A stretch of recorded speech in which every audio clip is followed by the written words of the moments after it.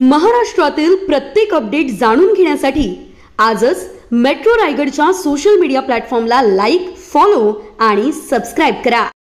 मुंबई पुणे जुन्या महामार्गावरील बोरघाटात एका कारनं समोरील टेम्पोला जोरदार धडक दिल्यानं भीषण अपघात झाला असून या अपघातानंतर कारला आग लागली।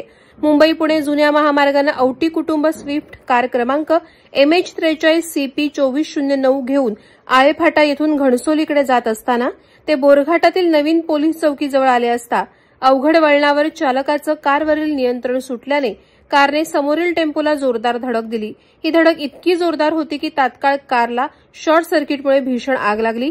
कारमधील औटी कुटुंब हे तात्काळ बाहेर पडल्याने त्यातील 2 जण किरकोळ जखमी झालेत, मात्र सुदैवानं मोठी जीवितहानी टळली आहे। या अपघाताची माहिती मिळताच खोपोली पोलीस, महामार्ग वाहतूक police, IRB patrolling, delta force, help फाउंडेशनचे सदस्य तात्काळ घटनास्थळी दाखल होत खोपोलीतील अग्निशमन दलाला बोलावून आग विझवण्याचे शर्थीने प्रयत्न केल्याने आग आटोक्यात आली।